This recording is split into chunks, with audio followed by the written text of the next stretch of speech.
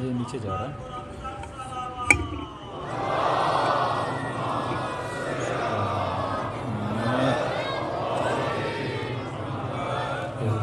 فاتحہ پڑھے اپنے مرحومین کے لیے، تمام تر شہدائے ملت کے لیے. بسم اللہ الرحمن الرحیم. ایاک نعبد و ایاک نستعین. بسم اللہ الرحمن الرحیم. بسم اللہ الرحمن.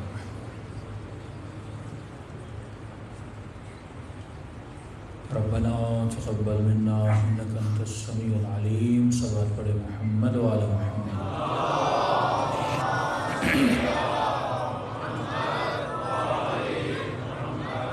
بسم اللہ الرحمن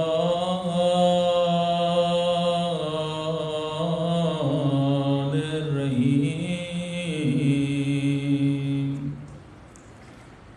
الحمد للہ رب العالمین. الحمد للہ کما هو أهله. الصلاة والسلام على سيد المرسلين وخاتم النبيين أبي القاسم محمد.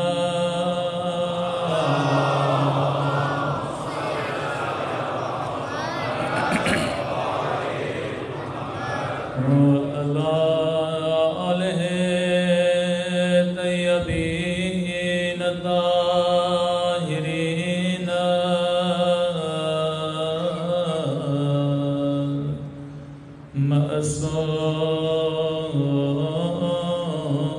معصومين.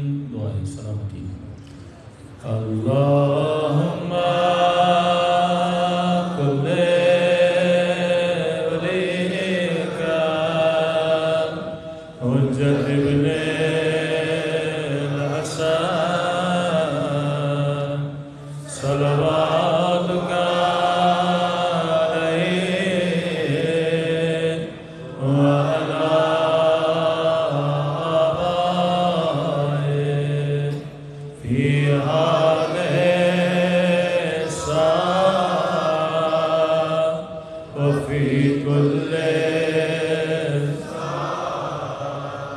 وليا وحافظا وقائدا وناصرا ودليلا وعينا حتى تسكنه أرضك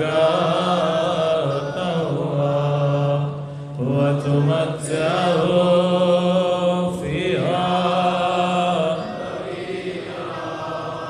برحمتك يا أرحم الراحمين. صلوات پڑھیں.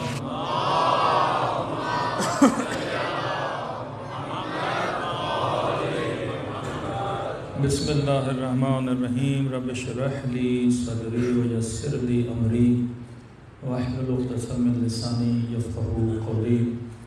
اما بعد فقد قال رسول اللہ ان الحسین مصباح الہدی وسفینۃ النجات. صلوات پڑھے محمد وعلی محمد.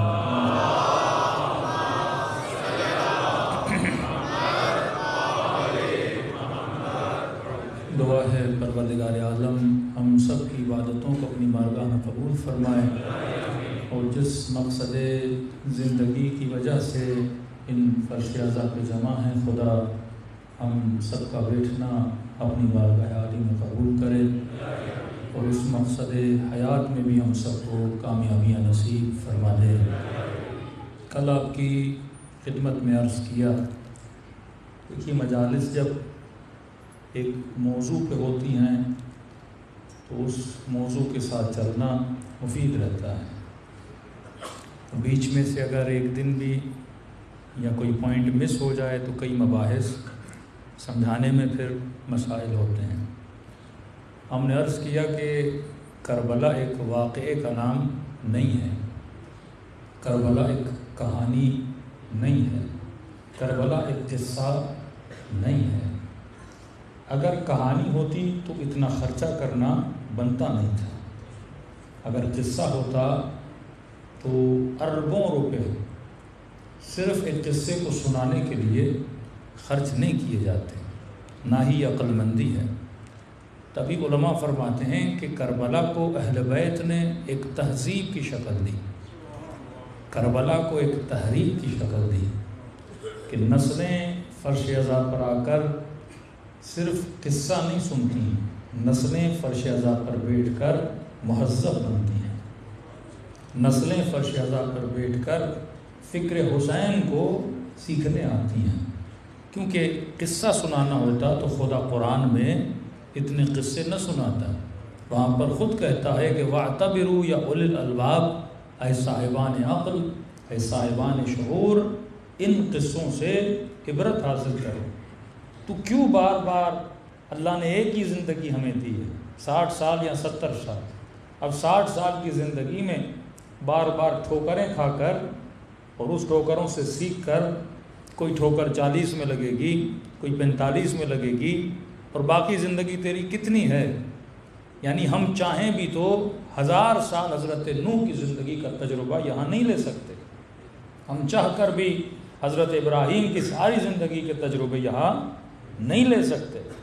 تو امیر المومنین کا وہ جملہ کہ خدا نے علی کو زندگی کم دی، لیکن علی نے کم زندگی میں گزشتہ امتوں کے تجربوں کو دیکھ کر بہت کچھ علی نے سیکھا ہے، کہ گویا زندگی 60 سال کی ہے پر علی کا علم ہزاروں سالوں سے بھی زیادہ ہے۔ یعنی اگر تو 60 سال کی زندگی میں 1000 سال کا علم حاصل کرنا چاہتا ہے تو قرآن کے قصوں کو پڑھ، اور ابراہیم، حضرت نوح، حضرت ادریس، حضرت اسماعیل، حضرت شیس، جتنے قصے میں نے انبیاء کے بتائے ہیں ان کی عبرتوں سے سیکھ، کیونکہ جو یوسف کے ساتھ ہوا وہی تیرے ساتھ ہوگا۔ جو ابراہیم جس امتحان میں گئے وہی امتحان تجھ سے بھی لیا جا سکتا ہے۔ جو امتحان حسین ابن علی سے لیا گیا کربلا کے میدان میں، شکل بدل سکتی ہے، ڈوز کم اور زیادہ ہو سکتا ہے، لیکن امتحان تجھ سے بھی لیا جائے گا۔ امتحان مال، ابتلاء اولاد، بیماری کا امتحان، فقر و فاقہ کا امتحان، کبھی شہوت میں گناہ کی دعوت، کبھی لالچ میں آ کر گناہ کی دعوت، یہ ساری چیزیں تیرے ساتھ بھی ریپیٹ ہوں گی۔ بدن بدلتا ہے، کریکٹر نہیں بدلتا، شکل بدلتی ہے، خواہش نہیں بدلتی۔ وہی خواہشیں جو زمانے کے لوگوں کی تھیں وہی خواہشیں تمہاری ہیں۔ اب وہ کسی اونٹ کی خواہش کرتے تھے، تو گاڑی کی خواہش کرتا ہے، وہ کسی جھوپڑی کی خواہش کرتے تھے، تو کسی فلیٹ کی خواہش کرتا ہے، وہ بھی کسی عورت کے عشق میں مبتلا تھے، تو بھی اسی طرح اپنے زمانے میں کئی عشقوں میں مبتلا ہے۔ وہاں پر بھی کوئی شہرت پسند تھا، یہاں پر بھی تو شہرت پسند ہے، وہاں پر بھی جھگڑا کرسی کا تھا، یہاں پر بھی جھگڑا کرسی کا ہے۔ چیزیں وہی ہیں، چہرے بدل رہے ہیں، شکل بدل رہی ہے۔ اب سوال یہ ہے کہ تو کہاں کھڑا ہے؟ جوانوں کے لیے چھوٹی سی مثال دوں گا، جس طرح کرکٹ کی ٹیم ہوتی ہے یا فٹ بال کی ٹیم ہوتی ہے، ٹیم باقی رہتی ہے، پلیئرز بدلتے رہتے ہیں۔ ٹیم وہی ہوتی ہے، اصول وہی ہوتے ہیں، قوانین وہی ہوتے ہیں۔ اب 94 میں اگر بال گریس سے کراس کر کے چلا جاتا تھا تو تب بھی 4 کہلاتا تھا، آج بھی 4 کہلاتا ہے۔ تب بھی ایک اوور میں 6 بال ہوتے تھے، آج بھی ایک اوور میں 6 بال ہے۔ بس فرق یہ ہے تب چلانے والا کوئی اور تھا، آج چلانے والا کوئی اور ہے۔ تب بیٹ کسی اور کے ہاتھ میں تھی، آج کسی اور کے ہاتھ میں ہے۔ تو پلیئرز بدل رہے ہیں لیکن کھیل کے قانون نہیں بدل رہے۔ اسی طرح اس زمانے میں جو کھیل کھیلا جا رہا تھا یہی کھیل اس زمانے میں کھیلا جا رہا ہے، پلیئرز کو بدلا جا رہا ہے۔ اب سوال یہ ہے کہ یہ تو نے طے کرنا ہے کہ تو حسین کی ٹیم کا کھلاڑی ہے یا یزید کی ٹیم کا کھلاڑی ہے۔ نعرہ حیدری تو نے یہ طے کرنا ہے کہ واقعاً تو کس کے میدان میں کھڑا ہے. حسین ابن علی کے میدان میں کھڑا ہے, تو کس کے گراؤنڈ میں کھڑا ہے. یہ نہیں ہو سکتا کہ تو یزید کی ٹیم میں یزید کے گراؤنڈ میں کھڑا ہو کے حسین کا نعرہ مارے. پہلے تو نے گراؤنڈ کو طے کرنا ہے کہ میں کس گراؤنڈ میں ہوں, اور اس گراؤنڈ میں کھڑے ہو کر اپنے اصولوں کے تحت نہیں, حسین کے اصولوں کے تحت تو نے کھیلنا ہے. شریعت انہی اصولوں کا نام ہے, حدود الہی اسی اصول کا نام ہے کہ یہ بدن ایک کھلاڑی ہے, اللہ کی ٹیم میں جانا ہے یا شیطان کی ٹیم میں جانا ہے. اور اگر خدا کی ٹیم میں جانا ہے تو صحیح طریقے سے کھیلنا ہے, کیونکہ اگر ہو اللہ کی ٹیم میں, جس طرح کھلاڑی چیٹ کر رہتے ہیں پاکستان کی ٹیم میں, اگلی ٹیم سے پیسے لے کر اور ان کی طرف سے کھیلنے لگیں, کہیں ایسا تو نہیں ہے تو ہے تو حسن کے لشکر میں اور امیر شام سے پیسے لے کے اس کے لشکر میں چلا جائے. یہ کھیل ہمیشہ چلتا رہا ہے. اب یہ میں نے فیصلہ کرنا ہے کہ واقعا میں کس میدان کے اندر ہوں اور کس کا کھلاڑی ہوں. اور دوسری چیز یہ کہ اہل بیت کی زندگی کے 3 حصے ہیں. اب میں نے یہ سوچنا ہے کہ اہل بیت کی زندگی کا کون سا حصہ میرے لیے پریکٹیکل ہے. کئی ایسے اہل بیت کی زندگی کے حصے ہیں جن کا مجھ سے کوئی لینا دینا نہیں ہے, ان کا لینا دینا بھی علی سے ہے, ان کا لینا دینا بھی رسول سے ہے. مثلا رسول خدا نبی ہیں, اب ان کی خصوصیت ہے, میں نبی تو نہیں بن سکتا نا. مولا علی معصوم ہیں, یہ ان کی خصوصیت ہے, میں معصوم تو نہیں بن سکتا نا. اللہ نے ان کو علم لدنی عطا کیا ہے, اب علم لدنی سے میرا کوئی لینا دینا نہیں ہے, یہ ان کی خاصیت ہے. پہلا پہلو ان کے معجزات, ان کے مقامات. اب ان کے مقامات ان کے ہیں, ان سے میرا کوئی لینا دینا نہیں ہے. اب یہ نہیں کہ ان کے مقامات کو سن کے میں اس مقام پہ آ جاؤں, یہ امر محال ہے. میں معصوم نہیں بن سکتا, میں امام نہیں بن سکتا, میں صاحب وحی نہیں بن سکتا, میں صاحب کتاب نہیں بن سکتا. یہ وہ کچھ مخصوص چیزیں ہیں جو خدا نے اہل بیت کے لیے رکھی ہیں.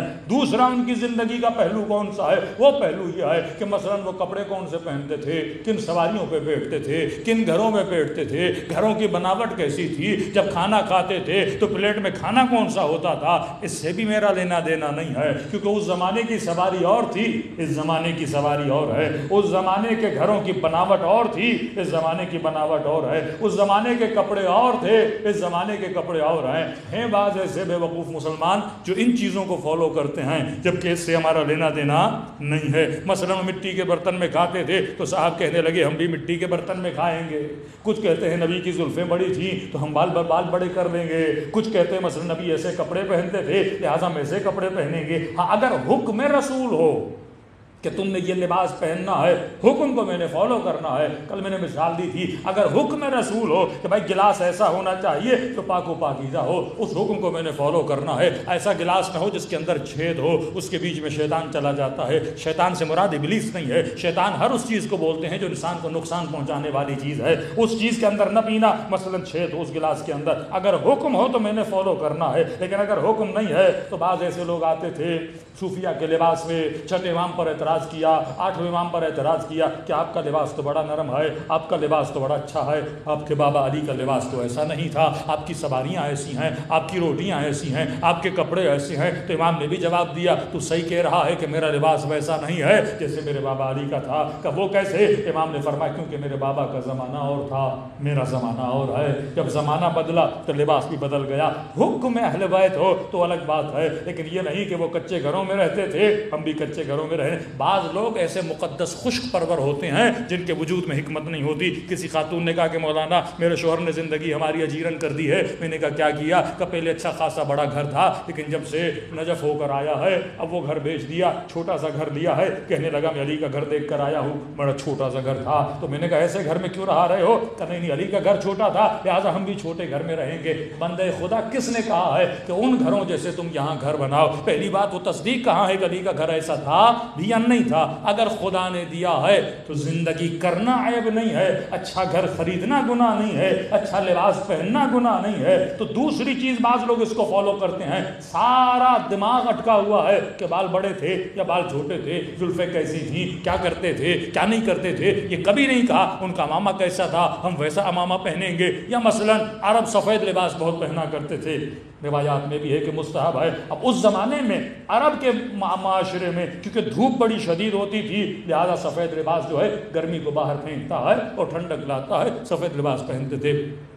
نازک لباس پہنتے تھے. اب کوئی کینیڈا میں رہنے والا مائنس کی ڈگری میں رہنے والا کہے کہ نبی نازک لباس پہنتے تھے ویسا لباس پہن کر نکلوں گا. یہ خلاف حکمت ہے. تم نے اپنا زمانہ دیکھنا ہے. اب سارے لوگ مثلاً آج کے زمانے کے گلاسوں میں پانی پی رہے ہیں, آپ مٹی کا برتن لے کر آؤ. نہیں, نبی مٹی کے برتن میں پانی پیتے تھے. ہیں ایسے مسلمان پاکستان میں جو حکمت سے خالی ہے, جن کو پتہ ہی نہیں کہ ہم نے انبیاء کی زندگی کا کون سا حصہ فالو کر رہے ہیں. ارے برتنوں کی بات کرنی ہوتی تو خدا موسیٰ کے برتن نہ بتاتا, موسیٰ کی سواریاں نہ بتاتا, یوسف کے برتن نہ بتاتا, یوسف کے کپڑوں کا ذکر نہ کرتا. خدا کس چیز کا ذکر کر رہا ہے؟ وہ پہلو جس کا میری زندگی سے کوئی لینا دینا ہے.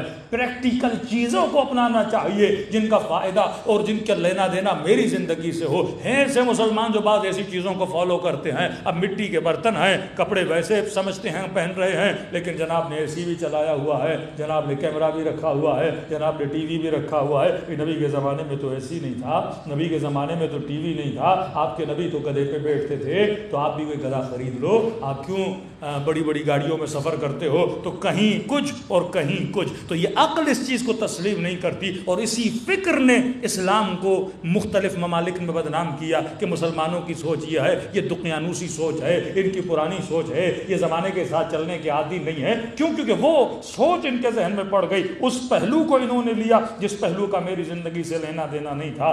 تیسرا پہلو اہل بیت کی زندگی کا وہ اصول ہے جن کے تحت اہل بیت نے زندگی گزاری ہے. مثلاً کہا لباس پہنو, لیکن لباس حیا ہونا چاہیے.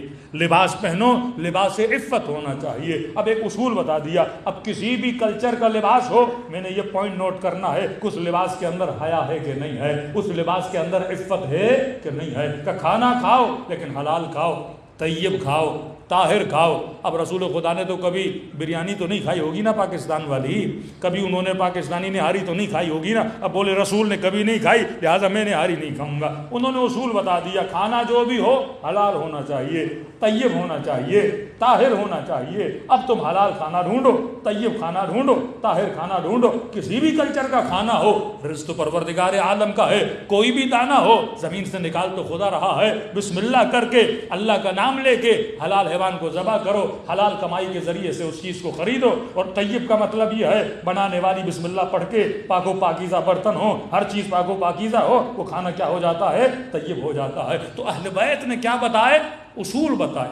یہ اصول وہ ہیں جن کا لینا دینا میری زندگی سے ہے. اگر اصول اہل بیت کو اپناؤں گا تو دنیا بھی آباد ہوگی, آخرت بھی آباد ہوگی. صلوات پڑھے محمد و آل محمد.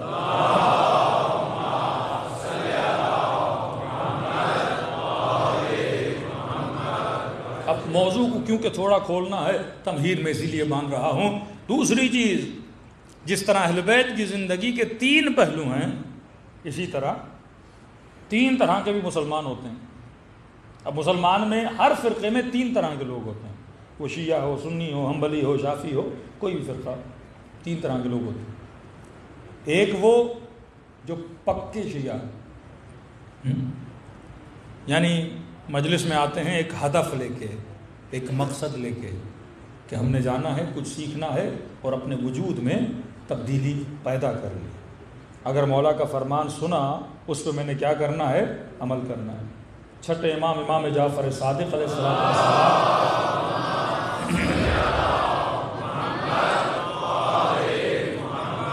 مولا کا صحابی امام کے پاس آئے, کہنے لگا مولا کچھ آپ کے عقیدت مند, آپ کو امام ماننے والے ہیں, لیکن ان کی عادتیں آپ سے نہیں ملتی.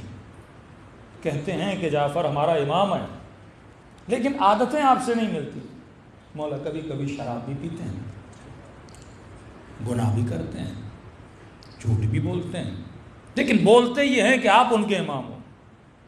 راوی کہتا ہے جیسے امام کو کہا نا, امام نے کہا واللہ ما انا بامام, قسم کھائی کہ خدا کی قسم میں ان کا امام نہیں. دنیا بھلے بولے کہ فلاں میرا امام ہے, تیرا امام بولے نا تو اس کا امام ہے. فرمایا واللہ ما انا بامام, خدا کی قسم میں ان شرابی ان زانی لوگوں کا امام نہیں جن کی عادتیں مجھ سے نہیں مل رہی ہیں. پھر فرمایا انا امام من اطاعنی, ہم اس کے امام ہیں جو ہماری اطاعت کرتا ہے. اگر اطاعت نہیں تو امام کیسا؟ آپ بولو مولانا صاحب اس مسجد کے پیش امام ہیں, ہاں, ساری جماعت کھڑی ہو جائے اور ایک بندہ صف میں کھڑا جماعت کے ساتھ ہے، بول بھی رہا ہے، یہ پیش امام ہے، لیکن نماز اپنے حساب سے پڑھے جا رہا ہے، تو مجمع بھی اس کو اٹھا کے باہر پھینکے گا، بھائی فرادہ پڑھنی ہے پیچھے جا کے پڑھ، جماعت کو کیوں ڈسٹرب کر رہے ہیں؟ جماعت کے ساتھ رہنا ہے تو پیش امام کو دیکھ، وہ سجدے میں جائیں تو سجدے میں جا، وہ رکوع میں جائیں تو رکوع میں آ۔ امام فرماتے واللہ ما انا بامام، تصور کرو امام علی آگے کھڑے ہیں، پیچھے سلمان، ابو ذر، مقداد، عمار مولا علی کی تقلید کر رہے ہیں، بیعت کر رہے ہیں، جو علی کر رہے ہیں وہ کرتے جا رہے ہیں، اور بیچ میں چند لوگ ہیں جو کہتے ہیں علی ہمارا امام ہے، لیکن وہ نہیں کر رہے جو علی کر رہے ہیں۔ تو جس طرح صف جماعت سے بندے کو پھینک دیا جاتا ہے، اسی طرح علی ایسے بندوں کو نکال کے پھینک دیتے ہیں کہ تو مجھے مان رہا ہے لیکن مجھے امام نہیں مان رہا، اور میں خدا کی قسم میں ان کا امام نہیں ہوں۔ اب 3 طرح کے مسلمان ہیں، ہر فرقے میں، ہر جماعت میں، ہر مذہب میں۔ پہلے وہ جو واقعاً اہل بیت کو امام مانتے ہیں، امام کا مطلب میں مأموم ہوں، وہ امام ہے، جو امام کرے میں کروں، جب میں نے بول دیا معصوم ہے مطلب خطا نہیں، جب میں نے بول دیا علم لدنی ان کے پاس ہے، اب علم میں بھی خطا نہیں ہے، جب میں نے بول دیا وہ انما یرید اللہ کے مظہر ہے، عمل میں بھی خطا نہیں ہے، جب یہ تینوں چیزیں میرے لیے مصدقہ ہو گئی کہ معصوم جو کہے جو کرے اس میں خطا نہیں ہے، تو اب میرے اوپر واجب ہے نا کہ میں اسے کیا کروں، فالو کروں۔ 3 طرح کے لوگ، پہلے وہ جو اہل بیت کو واقع امام مانتے ہیں، مجلسوں میں آتے ہیں، معصومین کے فرامین سنتے ہیں، عمل کرتے ہیں۔ دوسرا وہ طبقہ جو مجلس میں عادتاً آتا ہے، کوئی بندہ بچپن سے نماز پڑھ رہا ہے، عادت ہو گئی ہے، بچپن سے مجلس میں آ رہا ہے، عادت ہو گئی، عادتاً آ رہا ہے۔ 4 لوگ پوچھیں گے بھائی محرم آیا تھا، محرم کا چاند نظر آیا، مجلس میں گئے کہ نہیں؟ ہم نے جواب تو دینا ہے نہ کہیں تو میں گیا۔ یہ بھی عیب ہے کہ لوگوں کو پتا بھی ہو بندہ شیعہ ہے، بھلے ان پریکٹیکل ہو، پریکٹسنگ شیعہ نہ ہو، لیکن بولنا تو پڑتا ہے میں فلاں مجلس میں گیا تھا دل فشوری کے لیے۔ تیسرے وہ شیعہ، وہ مسلم جو سیکولر ہیں، جو لبرل ہیں، ان کی شیعت 3 جگہوں پہ ظاہر ہوتی ہے۔ ایک جب یہ پیدا ہوتے ہیں کان میں اذان، دوسرا جب نکاح کرنا ہوتا ہے مولوی بلاتے ہیں، نکاح کے وقت پتہ چلتا ہے بندہ شیعہ ہے یا سنی ہے، امامے والا آیا تو پتہ چلا شیعہ ہے بھائی۔ اب شادی کو دیکھ کے نہیں لگتا یہ شیعہ ہے، مکس گیدرنگ کو دیکھ کے نہیں لگتا یہ شیعہ ہے، اس کی بیٹیوں کو، اس کی بیوی کو دیکھ کے نہیں لگتا یہ شیعہ ہے، کسی اینگل سے نہیں لگتا یہ شیعہ ہے، اس میں وہ سیکولر ہے۔ اب سیکولر سب ایک جیسے ہوتے ہیں، بے دین، وہاں نہیں لگتا، لیکن مولوی بلائے گا نکاح کے وقت شیعہ۔ دوسرا جب مرتا ہے اس وقت شیعہ ہوتا ہے۔ جنازہ کون پڑھائے گا؟ مولانا صاحب پڑھائیں گے۔ تلقین کون پڑھائے گا؟ مولانا صاحب پڑھائیں گے۔ اب یہ وہ طبقہ ہے مجلس میں آتا ہے، کیونکہ یہ تینوں طبقے ایک چیز میں کامن ہیں، کیونکہ ان تینوں کا امام کون ہے؟ علی ہے۔ تینوں امیر المومنین کو مانتے ہیں۔ اب کوئی بولے شہباز شریف رسول کو مانتا ہے کہ نہیں؟ سب بولیں گے نہ مانتے۔ کون سا پاکستان کا سیاستدان ہے جو اللہ کو نہ مانے، رسول کو نہ مانے؟ کلمہ تو پڑھتے ہیں لیکن کیا واقعاً پریکٹسنگ رسول کی باتوں کو مانتے ہیں؟ جس اسمبلی کے فلور پہ یہ بولا جائے کہ ہم آتے ہیں اور ان کے کمروں سے شراب کی بوتلیں نظر آتی ہیں، اور اسمبلی کا ممبر بولے، اور اس اسمبلی میں جس کے اوپر بڑا لکھا ہوا لا الہ الا اللہ محمد رسول اللہ، ہاں کتنے لوگ اس اسمبلی میں شرابی ہوں گے؟ مور دین 80%، مور دین 80%۔ شاید تھوڑے بہت جو مذہبی جماعت ہیں وہ لوگ نہ پیتے ہیں، ہم تو جی بھی گئے، جی بھی اپنے شیعہ ہیں مومنین، وہاں کے مولانا سے کہا مولانا ان کو بولیے صحیح طریقے سے تو ووٹ دیں، کہ مولانا سارے پینے پلانے والے ہیں۔ رفیق کی صحبت بندے پہ اثر ڈالتی ہے، برا دوست، بری محفل، برا ماحول بندے کو گندا کر دیتا ہے۔ نجاشی امیر المومنین کا بندہ تھا، مسجد میں آئے، مولا کے خطبے سنے، رات کو آ رہا تھا، راستے میں چند دوستوں نے کہا چل ہمارے ساتھ گھر، برے دوست تھے۔ امیر المومنین کہتے ہیں بروں کی محفل میں نہ بیٹھا کر، کیونکہ شیطان کم سے شروع کرتا ہے پر کم پہ راضی نہیں ہوتا، یہ تیری بھول ہے، تھوڑے سے شروع کرواتا ہے، تھوڑے میں کیا ہے؟ شراب کا ایک قطرہ ہے، ایک سے کیا ہوتا ہے؟ وہ تھوڑے سے شروع کراتا ہے. جن لوگوں میں بری عادتیں ہیں سب نے تھوڑے سے شروع کیا تھا. اب ایک سگریٹ پھونک مارنے سے کیا ہوتا ہے؟ پھونک سے کیا ہوگا؟ ایک پھونک، دو پھونک، چار پھونک، آج دن میں ایک ڈبی جاتی ہے. تھوڑے سے شروع کرواتا ہے. لیکن یہ یاد رکھنا، یہ کم پہ راضی نہیں ہوتا. لے گئے اس کے دوست سے، شراب کی محفل لگی، علی کی محفل میں بیٹھنے والا ہے یہ بندہ. 4-5 دوست لے گئے شراب کی محفل، تھوڑا پی لے، تھوڑے سے کیا ہوتا ہے، تھوڑے سے کیا ہوتا ہے. اس کو 1 گھونٹ 2 گھونٹ اس نے اتنا پیا، مستی کے عالم میں باہر آیا، غلط باتیں کرنے لگا. لوگوں نے پکڑا، علی کی خدمت میں لے گئے. امام نے فرمایا یہ انجان ہے غلط دوستیوں میں بیٹھنے کا. لوگوں نے کہا مولا اپنا بندہ ہے، معاف کر دو. امام نے کہا وہ امام کیسا ہے؟ یہ دیکھے اپنا ہے یا غیر ہے. یہ بھی تو مثالیں ہیں نا، بتائیں اس منبر سے کہ ہم تو مولا کے اپنے ہیں. ارے یہی تو عدالت علی ہے. یہ پاکستان نہیں ہے کہ سفارشی پرچیاں چلیں گی مرنے کے بعد. یہ عدالت علی ہے کہ علی چھوڑ کے چلا جائے گا. امام نے کہا فرق نہیں پڑتا، 100 کوڑے مارے اس کو. اگلے دن جب اسے ہوش آیا نا کہ علی نے کوڑے مارے ہیں عوام کے سامنے، کھلی مسجد میں، دوستوں کے سامنے، علی معاف کرنے پہ آتے تو معاف کر دیتے. عدالت علی سے برداشت نہیں ہوئی. اگلے دن امیر شام کا سپاہی بن گیا، علی کو چھوڑ کے چلا گیا. اصل یہ ماجرا ہے کہ انسان واقعاً دیکھے کہ میری زندگی کے اصول کون سے ہیں. اب یہ جو تیسرا طبقہ ہے، اب ایک چیز میں کامن ہے، عادی شیعہ بھی علی کو امام مانتا ہے، پریکٹسنگ شیعہ بھی علی کو امام مانتا ہے، لبرل اینڈ سیکولر شیعہ بھی علی بن ابی طالب کو امام مانتا ہے. تو امام ماننا مولا کی زندگی کا کون سا حصہ ہے؟ پہلا حصہ ہے. ان کے معجزات، ان کی کرامتیں، ان کی شجاعتیں. اب مجلسیں بھی 3 ٹائپ کی ہوتی ہیں.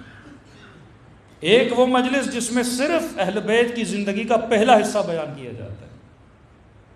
ایک وہ مجلس جس میں اہل بیت کی زندگی کا دوسرا حصہ، گھوڑا کیسا تھا، کپڑے کیسے تھے، علی کی جوتی کیسی تھی، روٹی جب جو کی کھاتے تھے گھٹنوں پہ توڑ کے کھاتے تھے، سن کے بڑا مزہ آتا. پر کتنے دن تم نے یہ روٹی کھائی ہے؟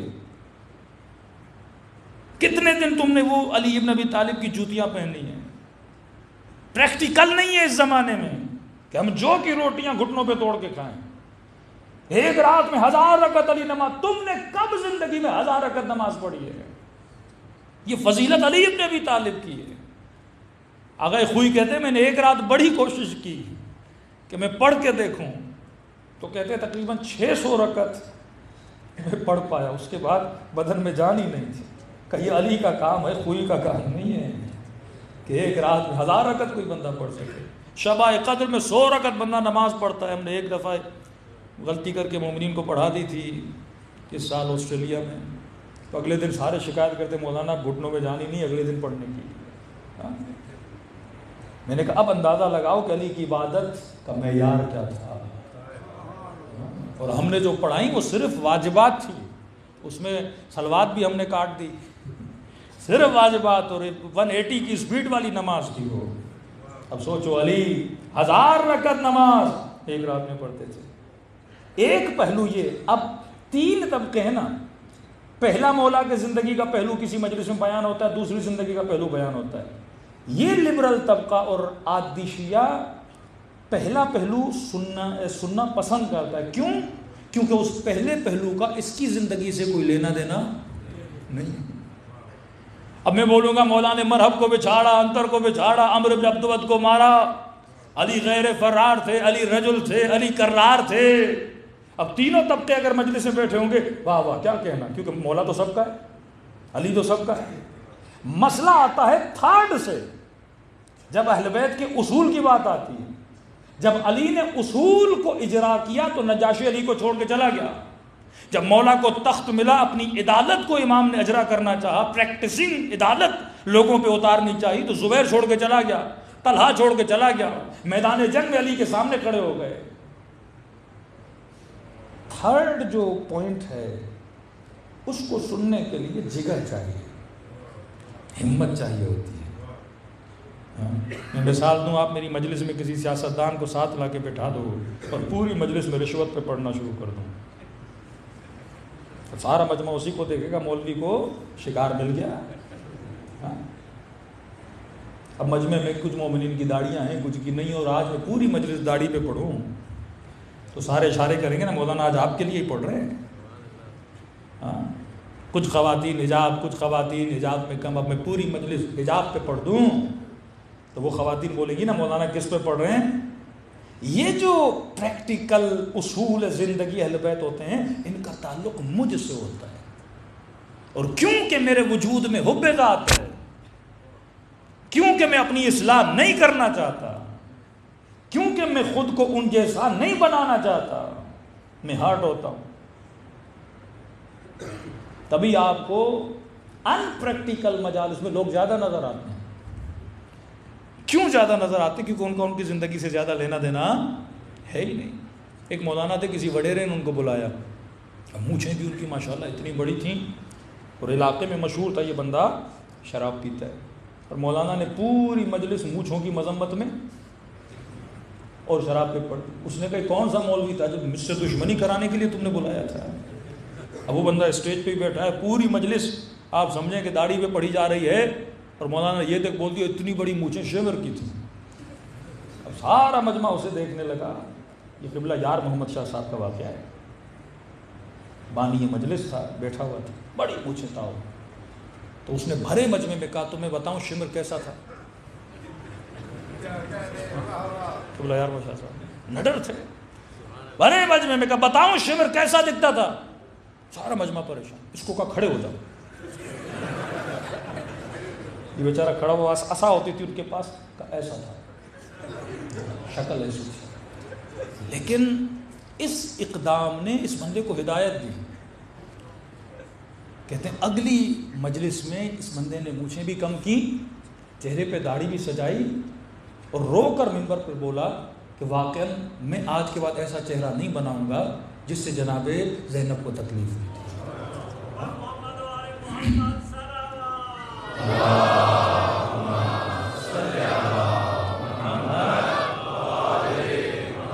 کیونکہ حدیث رسول بھی، اہل بیت کی حدیث بھی، ایک اپنی شکلوں کو کافروں کی طرح نہ بنایا کرو۔ مومن کا ایک اپنا حلیہ ہوتا ہے، ایک اپنی پہچان بنایا کرو۔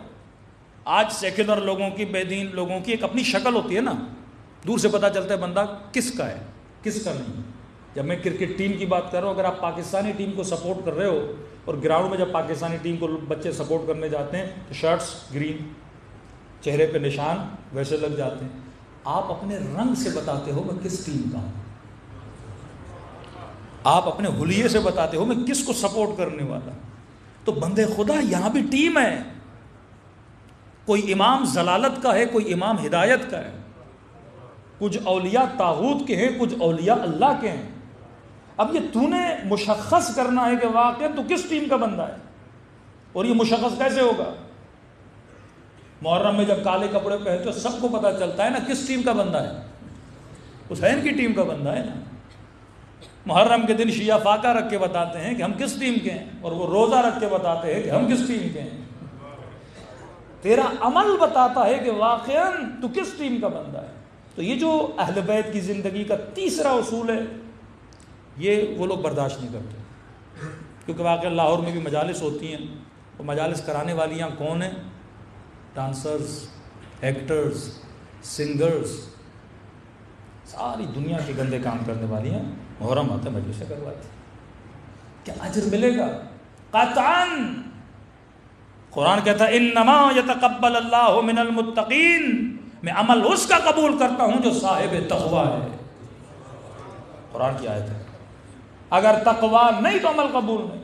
بھائی کیا ضرورت ہے خدا کو 16-17 قسمیں کھانے کی؟ والشمس وضحاها والقمر اذا تلاها والنهار اذا جلاها والليل اذا يغشاها والسماء وما بناها فالهمها فجور تقواها قد افلح من زكاها۔ اتنی قسمیں کھانے کے بعد کہے کہ کامیاب وہ ہے جس نے اپنے نفس کو پاک و پاکیزہ کیا۔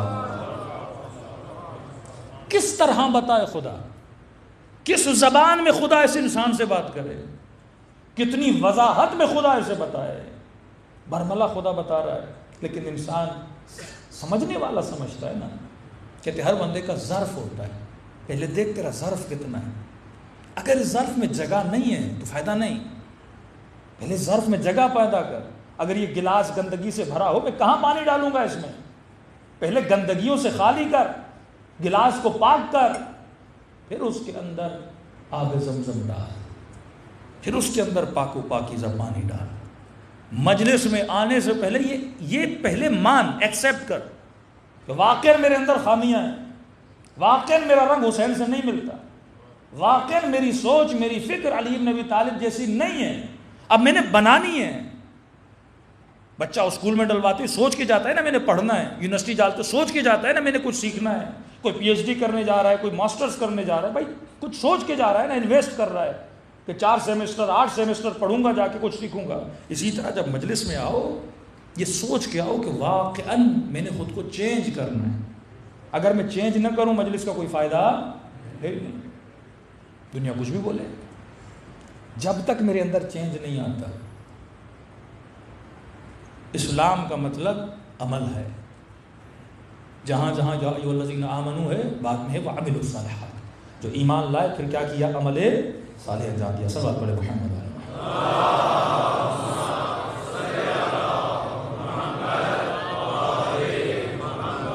ایک واقعہ سنیے، اس کے بعد میں کل کے اپنا اصول کی طرف آتا ہوں کہ کتنی سختی ہے پروردگار عالم کی. کہ ایک تاجر تھا بڑا نیک. بعض لوگ واقعاً خیر ہوتے ہیں، نیک ہوتے ہیں، بیوگان کی مدد کرنا، یتیموں کی مدد کرنا، بچیوں کی شادیاں کرانا سب کرتا تھا. بے انتہا نیک، نمازی، تہجد گزار، اہل بیت کا ذکر کرنے والا. رات کو اس نے خواب دیکھا. خواب میں اس نے کیا دیکھا کہ ملائک گویا یہ مر چکا ہے، ملائکوں نے اس کا حساب و کتاب کیا کہ بھائی تیری فائل کلیئر ہے، جنت جا. کہ کہاں ہے جنت؟ کہ دیکھ یہ 3-4 پہاڑیاں، ان کو پار کرے گا، آگے کیا ہے؟ جنت. بڑا خوش ہوا خواب کے عالم میں کہ سب کلیئر ہے، سب کلیئر ہے. کہتے آگے بڑھا. اب اس کا بزنس کیا تھا؟ یہ مارکیٹ میں چنے بیچتا تھا، ہول سیلر، مطلب پورے ملک کو سپلائی کرتا تھا چنے، دال، یہ کھانے پینے کے جو آئٹم ہوتے ہیں. اب کہتا جب آگے بڑھا، انہوں نے کہا بس یہ 3-4 پہاڑیاں پار کرے گا، آگے جنت ہے، حساب کلیئر ہے. کہتا جب پہاڑیوں کے قریب پہنچا تو کیا دیکھا؟ پہاڑیاں مٹی کے ٹینوں سے نہیں بنی ہوئی، چنے سے بنی ہوئی. ایک چنے کی پہاڑی، دوسری چنے کی پہاڑی، تیسری چنے کی پہاڑی. اب کہتا ہے مٹی ہوتی، پاؤں رکھتا اوپر چڑھتا ہے، چنے پہ کیسے چڑھوں؟ پاؤں رکھتا پھسل جاتا، چنوں کے اندر چلا جاتا. دوسرا پاؤں رکھتا چنے کے اندر. میں نے کہا اب یہ چلتا جاؤں گا، کبھی اس پہاڑی کو پار ہی نہیں کر. بڑی کوشش کی لیکن وہ چنے کی پہاڑی پہ پار ہی نہیں کر پا رہا. اتنے میں کرے آنکھ کھل گئی. نیک بندوں کو خدا خواب میں بتاتا ہے یہاں پہ غلطی کر رہے ہیں، سدھار، موت قریب ہے، آنے والا ہے. نیک بندوں کو خدا پہلے بتاتا ہے، متنبع کرتا ہے. ہر مجلس امام حسین تجھے بیدار کرنے کے لیے، موت کبھی بھی آ سکتی ہے. تبھی فرمایا ہر مجلس کو زندگی کی آخری مجلس سمجھ کے سنا کر. ایسے نہیں ہر محفل دعا کو آخری سمجھ. کہتا اٹھا، حساب و کتاب کیا، کیا ماجرا ہے؟ چنے کی پہاڑیاں. دکان میں گیا، شاگردوں کو بلایا، لیبر کو بلایا. میں نے کہا بتاؤ تم میں سے کسی نے کوئی غلطی کی ہے کیا بیچنے میں، کرنے میں؟ سب نے کہا نہیں، سارا حساب و کتاب، ساری ڈائریاں لکھی ہیں. پھر ان کو بلایا کہ وزن میں، ناپ میں، تو کوئی تو تم نے کچھ تو کیا ہوگا. ایک شاگرد نے کہا استاد جی ایک کام ہم کرتے ہیں. تو کیا کرتے ہیں؟ کہ ہم چنوں پہ پانی لگاتے ہیں. اس سے کیا ہوتا ہے؟ وزن بڑھتا ہے. کپاس کی بعض لوگ فصلیں بیچتے ہیں نا تو پانی لگاتے ہیں تاکہ وزن کیا ہو جائے؟ بڑھ جائے.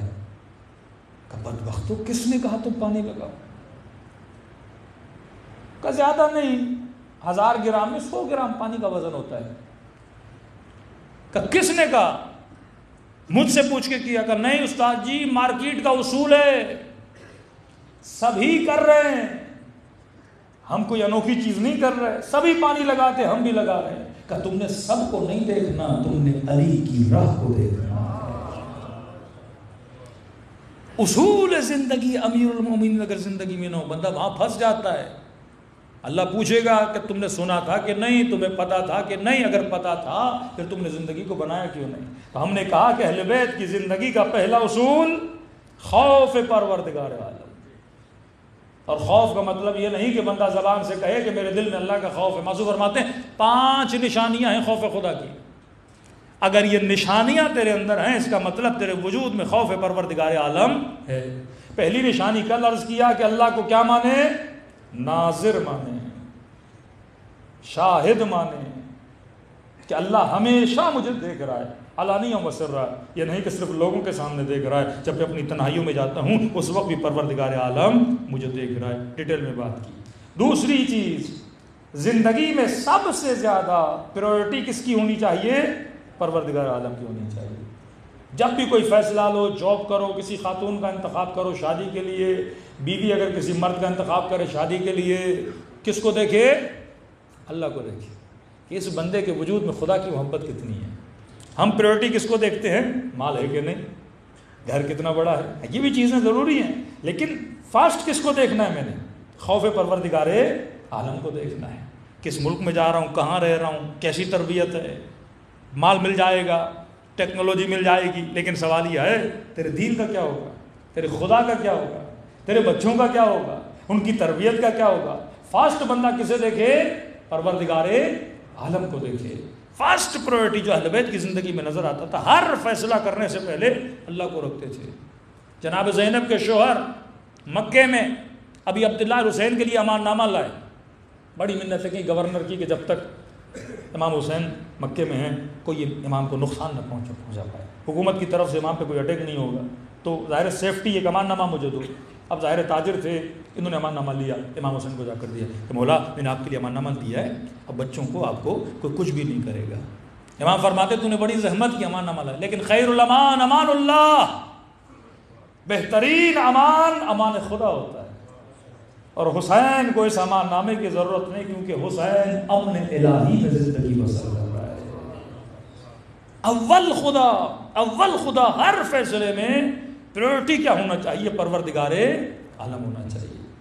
تیسری چیز, اب اکثر لوگ سمجھتے ہوں کہ نماز پڑھ لی, روزہ رکھ لیا, مجلس کر لی تو لہذا ہمارے وجود میں خوف خدا ہے. تیسری چیز ایتھیکل ایگریمنٹس, عقود اخلاقی, تعہدات اخلاقی. کیا مطلب؟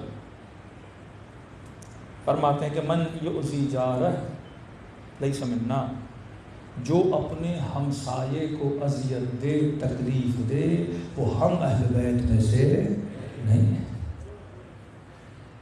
اخلاقی اعتبار سے معاشرے میں تیرا اخلاق کیسا ہے؟ اگر خوف خدا ہوگا تو اخلاق کا خیال رکھے گا. 5 سال ہو گئے بندہ گھر میں رہ رہا ہے, بھائی آپ کا ہمسایہ کون ہے مولانا پتہ ہی نہیں. فرمایا یہودی بھی اگر تیرا ہمسایہ ہونا اس کا خیال رکھے, تیرے اوپر کیا ہے؟ واجب ہے. عقود اخلاقی. ایک مرتبہ آپ ماں کا خیال کرتے ہو کیونکہ ماں سے محبت ہے, ٹھیک. بیٹی کا خیال کرتے ہو, بیٹی سے کیا ہے؟ محبت ہے. لیکن کچھ ایگریمنٹس ہوتے ہیں, جب مثلاً آپ کی شادی ہوتی ہے, اب ہو سکتا ہے کسی ایسی سے ہو جس سے محبت ہے, اب آپ اس کا خیال تو کرو گے, لیکن کس چیز کی وجہ سے؟ محبت کی وجہ سے. یہ بھی سیلفشنس ہے, محبت کی وجہ سے خیال کر رہے ہو نا. ایک مرتبہ نہیں, محبت نہیں ہے, آپ روڈ پہ جا رہے ہو, کسی غریب بندے کی مدد کی, اب اس سے محبت تو نہیں ہے نا. کس وجہ سے کر رہے ہو؟ اخلاق الہی کی وجہ سے مدد کر رہے ہو. اسی طرح کئی ایگریمنٹس, اسپیشلی میاں بیوی کے جو ایگریمنٹس ہوتے ہیں وہ اس طرح کے ہوتے ہیں. ضروری نہیں کہ دونوں میں محبت ہو, لیکن ہم نے اخلاقیات کا خیال کرنا ہے. اگر خوف پروردگار عالم ہوگا. ایک مومن جب چھٹے امام کی خدمت میں آیا تو امام نے کہا کہ بیٹی کس کو دی ہے؟ تو امام نے اسے 2 صورتیں بتائیں. فرمایا ایک مرتبہ تم مال دے کر, دولت دے کر, جاہو حشم دے کر اپنی بیٹی کی شادی کسی سے کرواتا ہے. اب شادی کے بعد 2 کنڈیشنز ہیں. اگر اس کو تیری بیٹی پسند آ گئی, وہ اس پسند کی وجہ سے اس کا کیا کرے گا؟ خیال کرے گا. لیکن اگر اسے وہ پسند نہیں ہوگی, کیونکہ خوف خدا نہیں ہے, وہ اس کے ساتھ کیا کرے گا؟ ظلم کرے گا. دوسری کنڈیشن یہ ہے, تم نے بیٹی اس کو دی جس کے اندر خوف خدا تھا. اب یہاں پر بھی 2 کنڈیشن ہیں. اگر پسند آ گئی تو خیال کرے گا, لیکن اگر پسند نہیں آئی, کیونکہ خوف خدا ہے تیری بیٹی پر ظلم نہیں کرے گا. ایتھیکل ایگریمنٹس، عقود اخلاقی. اگر دو مومنوں کے بیچ میں اخلاق نہیں ہے، دو بھائیوں کے بیچ میں اخلاق نہیں ہے، دو بہنوں کے بیچ میں اخلاق نہیں ہے، دو علی والے ایک دوسرے سے نفرت کرتے ہیں، دونوں کے دلوں میں ایک دوسرے کے لیے بغض ہے، لیکن نماز بھی پڑھ رہے ہیں، مجلس میں بھی آ رہے ہیں، اس کا کوئی فائدہ نہیں ہے. رسول خدا گھر میں بیٹھے ہیں، اچانک کیا دیکھا؟ گلی میں دو مومنوں کا کیا ہو گیا؟ جھگڑا ہو گیا. باہر نکلے. یہ بھی نشانی ہے اخلاقیات میں سے. دو مومنوں کو لڑتا ہوا دیکھو، فوراً بیچ میں کودو اور ان کا کیا کراؤ؟ صلح صفائی کراؤ. بہترین عبادتوں میں سے ہے میاں بیوی میں جھگڑا ہے ان کی صلح کراؤ، دو مومنوں میں جھگڑا ہے ان کی صلح کراؤ. کبھی کبھی کیا ہوتا ہے، چھوٹی چھوٹی باتوں پہ مومنین آپس میں ناراض ہوتے ہیں. کئی ایسے کیسز ہمارے سامنے آئے. مثلاً 50,000 اس نے فلاں مومن کے نہیں دیے، بیچارے کے پاس پیسے نہیں ہیں، مقروض ہے. اب اس 50,000 کی وجہ سے اس نے وہ اناد، وہ دشمنی، 50,000 کی وجہ سے 5 سال سے دو مومن آپس میں بات نہیں کر رہے. اب آپ کو پتا ہے 50,000 کا مقروض ہے، اگر توانائی خدا نے دی ہے اپنی جیب سے دے کے ان دو مومنین کا کیا کرا دو؟ صلح کرا دو. اس سے بہتر کام کو نہیں ہو سکتا. یہ اخلاقیات میں سے ہے. تعہد اخلاقی. تو ذمہ دار ہے، ہر کسی کے حوالے سے ذمہ. رسول خدا فرماتے ہیں جب ایک خاتون مر گئی، دفن کر کے واپس آئے، نبی نے فرمایا ابھی خدا نے اسے حبس کر دیا. کہ رسول اللہ کیوں؟ کہ اس نے اپنے گھر میں ایک بلی کو بند کیا تھا. ایک بلی کو اس نے بند کیا تھا. ایک بہت بڑے بنی اسرائیل کے عابد زاہد کہتے ہیں اچانک میری عبادت سے لذت ختم ہو گئی. اب مناجات میں مزہ نہیں آ رہا، نماز پڑھ رہا ہوں سجدوں میں مزہ نہیں آ رہا. پریشان، پروردگارا کوئی خطا ہو گئی، کوئی غلطی ہو گئی. کبھی کبھی آپ کو نماز میں بڑا لطف آتا ہے، لیکن کبھی کبھی مزہ نہیں، دل کرتا ہے مصلی بس چھوڑ دوں، جلدی ختم کروں، جلدی پڑھ دوں. وہ سکون، وہ اطمینان وہ نہیں ملتا انسان کو. کہتا ہے اللہ کے ساتھ راز و نیاز کیا، رات کو سو گیا، خواب کے عالم میں اللہ کے فرشتے کو دیکھا. عبادت میں کیوں نہیں مزہ آ رہا؟ کہ شکا من کا عصفورہ، اللہ کی دربار میں تجھ سے ایک چڑیا نے شکایت کی ہے. چڑیا نے شکایت کی ہے. عبادت کا مزہ ختم ہے. چڑیا نے شکایت کی ہے. مناجات خدا میں مزہ نہیں آ رہا. کہتے اچانک نیند سے اٹھا، کیونکہ اس نے سب کچھ کاؤنٹ کیا تھا، چڑیا اس کے ذہن میں آ ہی نہیں رہی تھی. کبھی کبھی ہم جن چیزوں کو بڑا سمجھتے ہیں وہ بڑی نہیں ہوتی، اور جن چیزوں کو چھوٹا سمجھتے ہیں وہ چھوٹی نہیں ہوتی. ہر چیز اللہ کی دربار میں کاؤنٹیبل ہے. تو اخلاق کے اعتبار سے ایک درخت کے لیے بھی ذمہ دار ہے، ایک حیوان کے لیے بھی ذمہ دار ہے، ہمسائے کے لیے ذمہ دار ہے، بیوی کے حساب سے ذمہ دار ہے.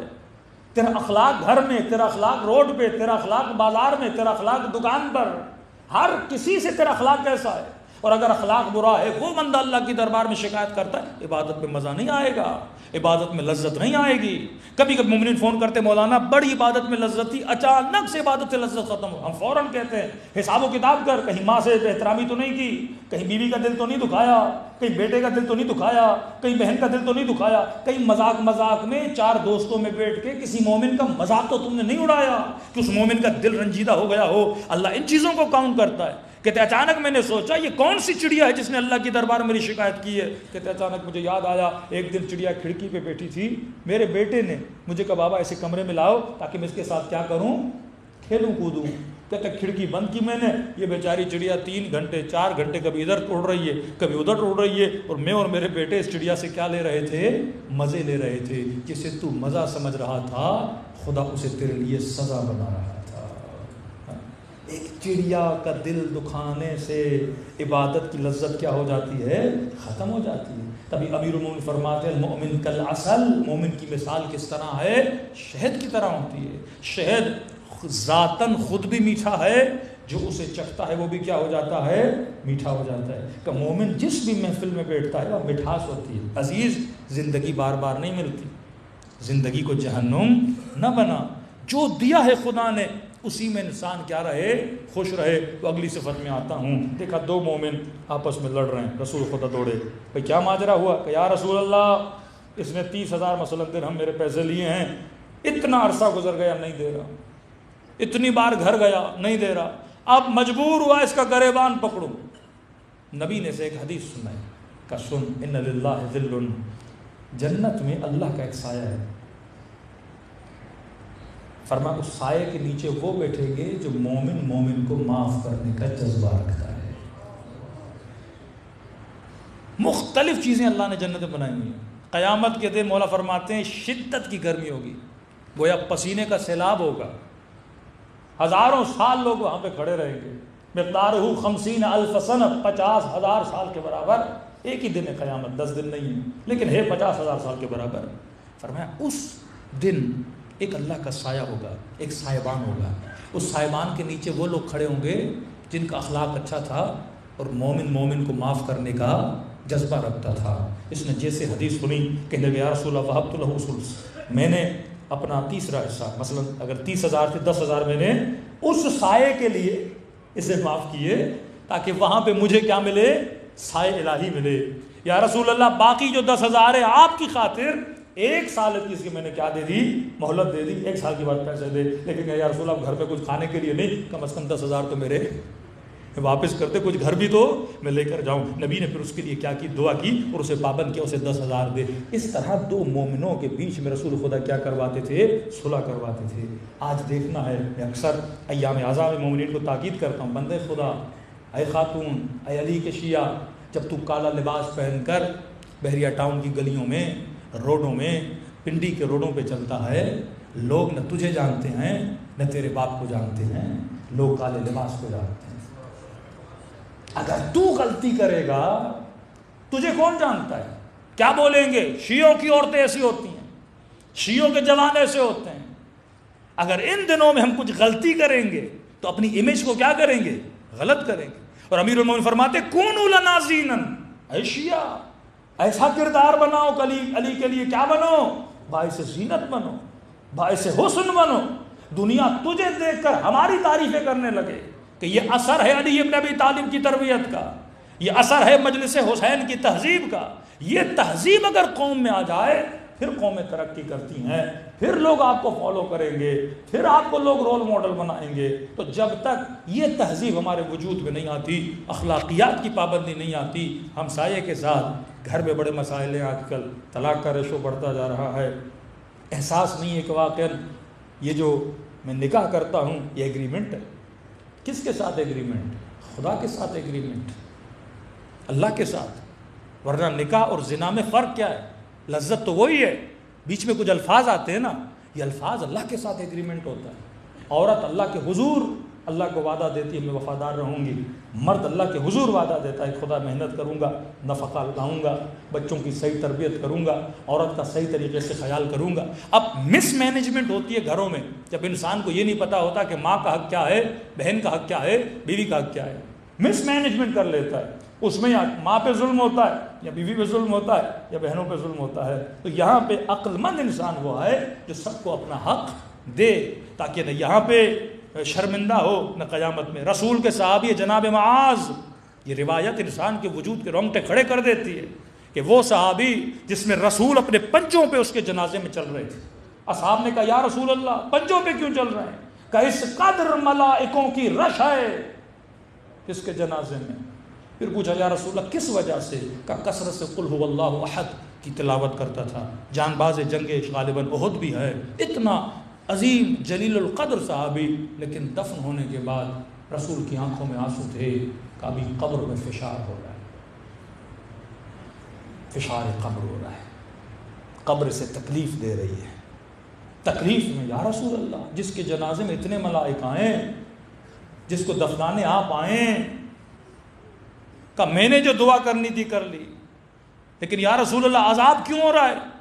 فرمایا کیونکہ گھر میں بیوی کے ساتھ اخلاق کا اچھا نہیں تھا، تھوڑا تند تھا، غصے کا تیز تھا، ہارٹ کرتا تھا لوگوں کو اپنے غصے کی وجہ سے۔ فرمایا اسی وجہ سے خدا اسے تکلیف دے رہا ہے، کیونکہ مثقال ذرۃ خیرا یرہ ومثقال ذرۃ شرا یرہ۔ گھر جنت ہونا چاہیے ایک علی کے چاہنے والے کا۔ 3 صفت ہو گئیں۔ تیسری صفت، مومن اللہ کو ناظر مانے، پریورٹی زندگی میں امپورٹنس کس کو دے؟ سب سے پہلے فیصلوں میں خدا کو دے۔ تیسری چیز اخلاقیات کے اعتبار سے لوگوں کا، حیوانات کا، رشتہ داروں کا، بہنوں کا، بھائیوں کا خیال کرے۔ تیسری صفت۔ چوتھی صفت، نہا نفسہ عن الہویٰ، جس کے اندر خوف خدا ہے وہ ہوس باز نہیں ہوتا، آج سب سے بڑا مسئلہ معاشرے کا ہوس بازی. یہ نہیں کہا کہ گناہ نہیں کرتا، گناہ تو ویسے ہی نہیں کرنا چاہیے مومن کو. فرما علی کے چاہنے والا ہوس باز نہیں ہوتا جس کے دل میں خوف پروردگار. اب یہ ہوس کیا ہے؟ شکم پرستی ہوس ہے. کئی لوگ ہوتے ہیں کھانے کے شوقین. ہمارے ایک دوست ہیں کراچی میں، اچھے نوح خان ہیں، بہت متقی آدمی، نہ کسی کی غیبت سنتا ہے نہ برائی کرتا ہے، لیکن یہ بیماری ہے اس میں، شکم پرست ہے. اور ہمارے ساتھ بیٹھتا ہے تو کہتا ہے میں ان مولانا کے ساتھ نہیں بیٹھوں کیونکہ یہ کھانے نہیں دے گا مجھے. لیکن خدا نہ خواستہ اکیلا کسی سفرے پہ بیٹھ جائے. اب اسی شکم پرستی کی وجہ سے بی پی بھی ہو گیا، شوگر بھی ہو گئی، لیکن کنٹرول نہیں ہے. یہ ہوس ہے. فرمایا ہوس باز کہ دل میں مطلب خوف خدا نہیں. ہوس حلال چیزوں کے لیے، حرام کی بات نہیں کر رہا، وہ ایک الگ شعبہ ہے. حلالن طیبہ، حلال طیب طاہر کھانا پڑا ہے، لیکن اگر ہوس باز ہو گئے، ہوس بڑھتی ہے تو خوف خدا کیا ہوتا ہے؟ کم ہو جاتا ہے. شکم پرستی. کبھی کبھی بعض لوگوں میں نکاح کی ہوس ہے، نکاح کی ہوس حلال چیز ہے، بندہ 3 نکاح بھی کر سکتا ہے، 4 بھی کر سکتا ہے. شیعوں کے لیے تو اور بھی دروازے کھلے ہوئے ہیں نا. لیکن اگر ہوس باز بن جائے، چھٹے امام فرماتے جس کے اندر شہوت کی ہوس پیدا ہو جائے وہ ہم اہل بیت میں سے نہیں ہے. جتنے حلال راستے خدا نے رکھے ہوس کے لیے نہیں رکھے، ضرورت کے لیے رکھے. بھوک لگی ہے کھانا کھا، پیاس لگی ہے پانی پی، نکاح کی ضرورت ہے نکاح کر، لیکن ہوس باز نہ بن. کسی چیز کا عادی خود کو نہ بنا کہ تیرا پیٹ ہی نہ بھرے، تیری ہوس بجھے ہی نہ، گویا آگ کی جہنم کا ایندھن بن جائے کہ جتنا ڈالے کہ حل من مزید حل من مزید. فرمایا ہم میں سے نہیں ہے. شیعہ قناعت پسند ہوتا ہے. کبھی کبھی مال کی ہوس آ جاتی ہے، کمایا انف ہے بندے خدا، تھوڑا ریسٹ کر، تھوڑا آرام کر، اور کماؤ اور کماؤ اور کماؤ. یہ کیا ہے؟ ہوس ہے. اتنا کما لیا ہے، یہ نہیں کہ نہ کماؤ، اب تھوڑا فیملی کو ٹائم دو، وہ بھی میں آگے آؤں گا. تھوڑا بچوں کو ٹائم دو، تھوڑا بیوی کو ٹائم دو، تھوڑا گھر کو ٹائم دو. یہ بھی عبادت ہے، گھر میں بیٹھنا. امیر المومنین سے امام حسن مجتبیٰ نے پوچھا کہ بابا آپ کی پوری زندگی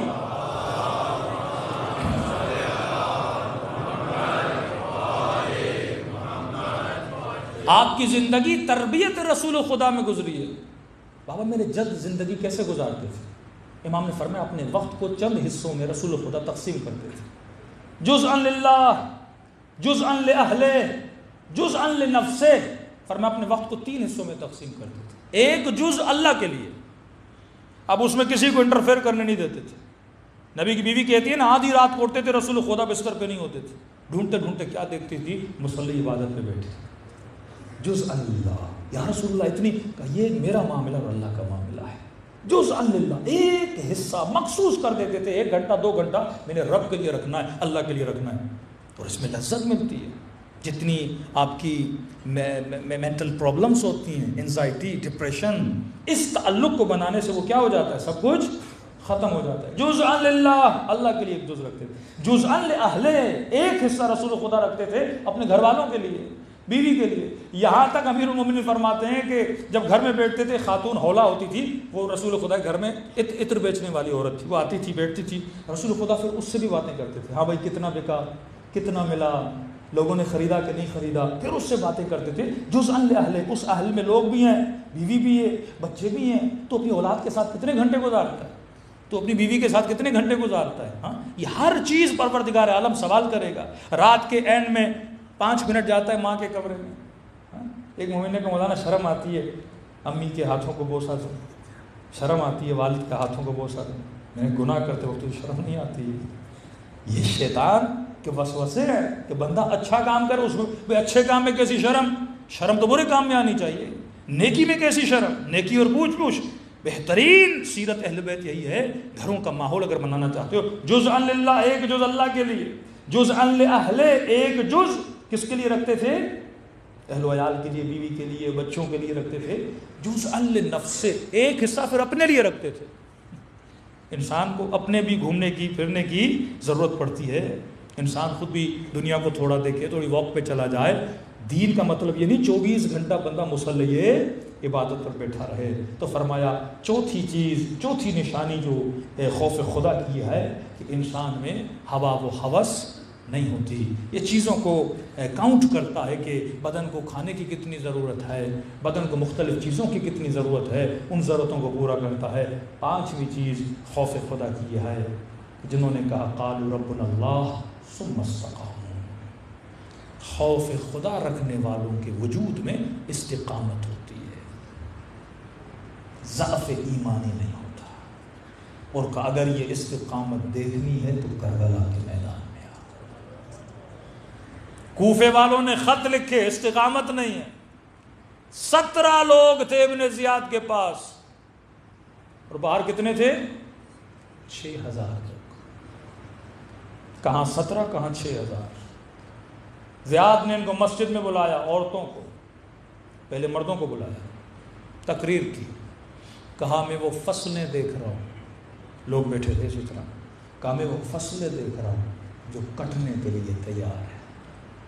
استقامت نہیں تھی، خوف آیا کہ اب سب کے سر کاٹے گا. 17 لوگ لے کر آئے تھے. ان کی عورتوں کو بلایا کہ شوہروں کو روکو ورنہ وہ کچھ کروں گا جن کا تم عورتوں نے سوچا بھی نہیں ہوگا.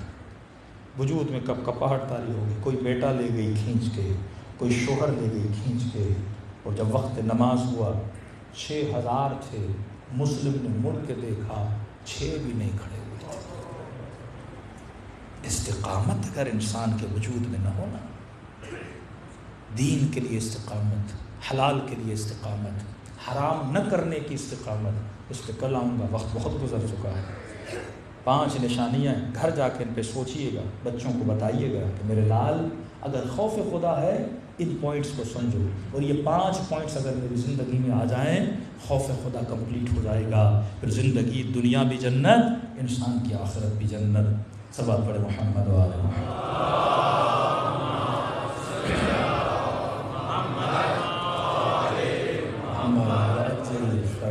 یہ استقامت عباس تھی. کتنی استقامت ہو، ایک بازو کٹتا ہے مشق دوسرے بازو میں دیتے ہیں، دوسرا بازو کٹتا ہے مشق دانتوں میں جکڑ دیتے ہیں. مطلب جب تک جان تھی مشق کو چھوڑا نہیں. بدن میں اور کتنی طاقت ہوتی ہے. امام حسین کے بدن میں جتنی طاقت تھی امام حسین اتنا لڑ رہے تھے کہ آخر میں آواز آئی یا ایھۃ النفس المطمئنہ ارجعی الی ربک راضیۃ مرضیہ.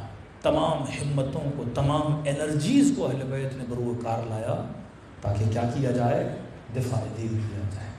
جناب سیدہ کے پاس جو کچھ تھا اپنا موسم قربان کیا، اپنی پسلیاں قربان کی، حجت تمام کی. انصار کے دروازے پہ گئی، مہاجرین کے دروازے پر گئی، جو کچھ ہو سکتا تھا انہوں نے کیا. حسین ابن علی سے جو کچھ ہو سکا بقائے دین کے لیے، بقائے امت کے لیے انجام دیا. اے مومن اب تیری باری ہے، تیرے پاس جو کچھ ہے، تیری توانائیاں، تیری آنکھیں، تیرا زبان، تیری انرجی، تیرا وقت صرف کر راہ پروردگار عالم میں. کہ معصوم فرماتے ہیں زندگی خواب ہے، یہ خواب ایک دن ختم ہوگا. ہر کسی نے مرنا ہے. ایسی زندگی گزار کہ جب روح بدن سے نکلے اور جب علی کے چہرے کی زیارت ہو تو مولا بولے واقعاً تم نے ہمارے دین پر عمل کیا، اور وہ سینے سے لگائیں. فرمایا خلوص دل سے میرے حسین کو سلام کرو، خدا ثواب زیارت حسین عطا کرتا ہے. خود نام حسین وجود کو بدلتا ہے. بہت ثواب ہے خود نام حسین لینے کا. انشاءاللہ کل اس پہ ایک واقعہ بھی بیان کریں گے کہ عالم برزخ میں ایک بندے کو امام نے مدد کی، صرف وہ نام حسین لیا کرتا تھا. جتنا تو ہمیں یاد کرے گا اتنا ہم تجھے یاد کریں گے. دلوں کو کربلا لے جائیں، سلام کریں اپنے آقا کی مسلوبیوں پہ. السلام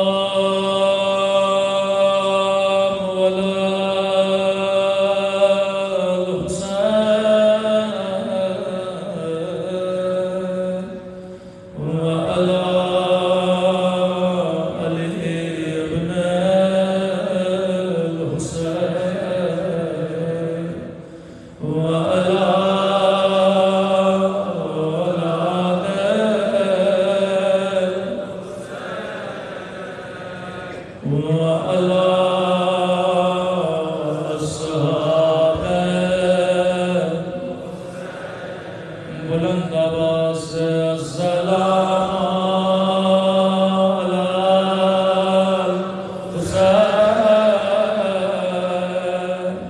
व अला अली इब्न व अला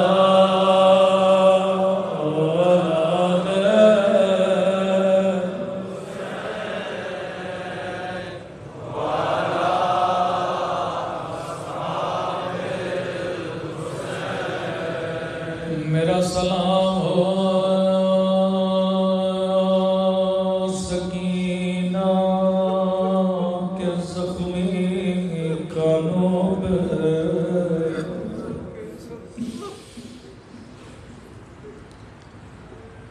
मेरा सलाम हो नन्ही बच्ची के जले हुए कुर्ते पे, मेरा सलाम हो रुबाब की उजड़ी हुई गोदी पे, मेरा सलाम हो अली अकबर के छलनी सीने पे, मेरा सलाम हो उस दर्द भरे मंजर पे जब हुसैन ने घोड़े से उतर कर दो कटे हुए बाग उठाए, बाजुओं को चूम के कहा अब्बास मेरी कमर टूट गई।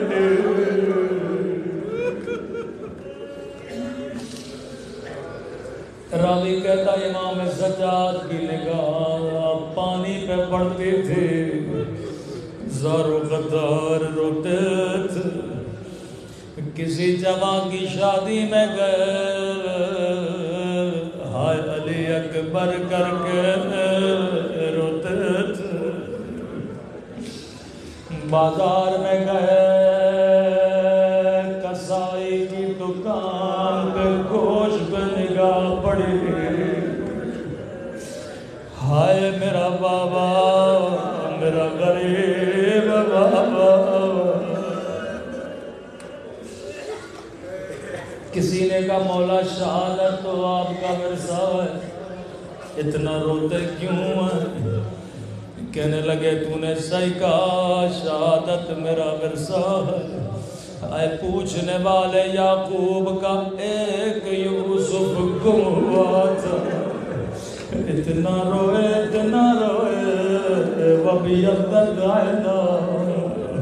लेकिन करबला में मेरे 18 यूसुफ मारे गए।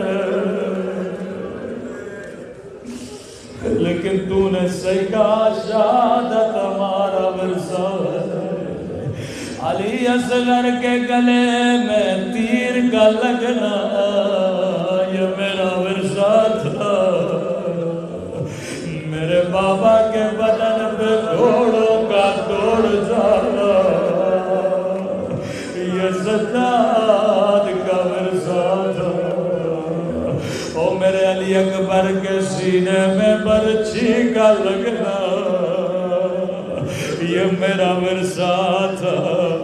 लेकिन पूछने वाले तूने इंसाफ न किया, ये बता क्या शराबी के दरबार में,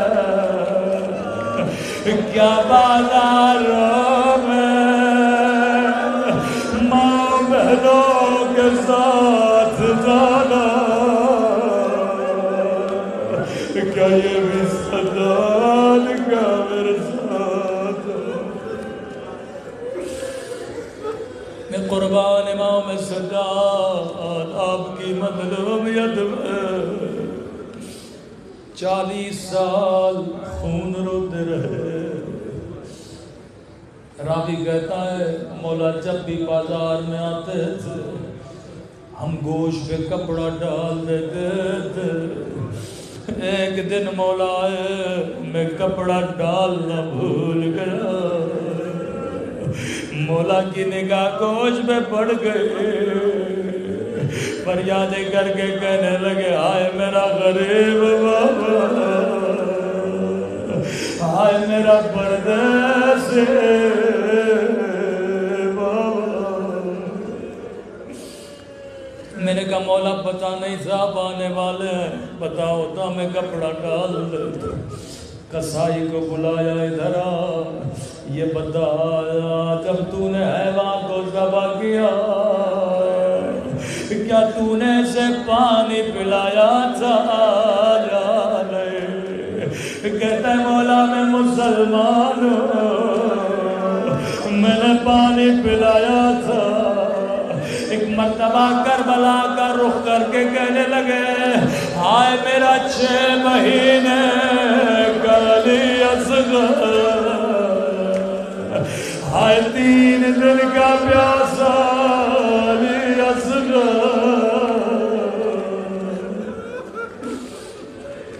کہ تو نے حیوان کو پانی پلایا لیکن میرا ننھا بھائی تڑپ تڑپ کے چلا گیا.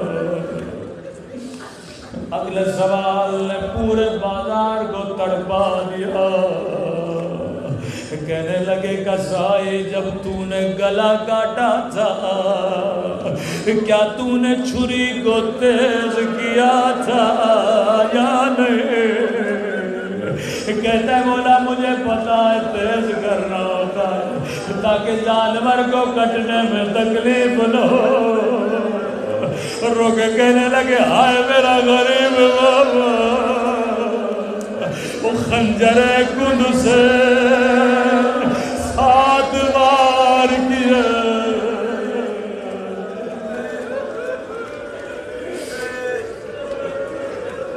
اگلے سوال پورے بازار میں کوہرام مچا دیا.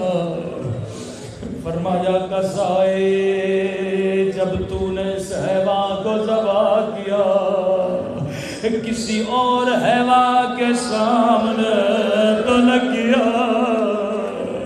کہتا ہے مولا میں مسلمان ہوں، میں آپ کا چاہنے والا ہوں. یہ شیعوں کو سفارش ہے کبھی حیوان کو حیوان کے سامنے ذبح نہ کیا کرو.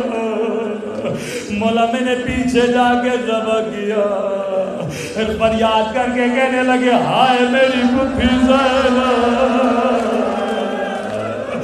70 قدموں سے دیکھ رہی تھی والشبر جالس على صدره.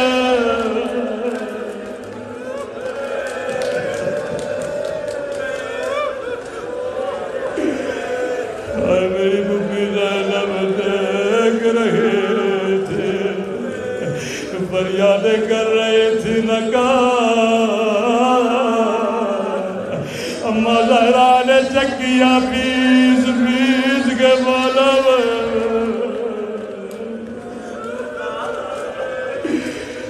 خدا مظلومیت حسین کا واسطہ ہمارے مولا اور آقا امام زمانہ کا ظہور فرما. قبر و قیامت میں شفاعت حسین نصیب فرما. جو مانگا نہیں مانگا اپنے خزانہ قدرت سے ہم سب کو عطا فرما. ربنا تقبل منا انك انت السميع العليم.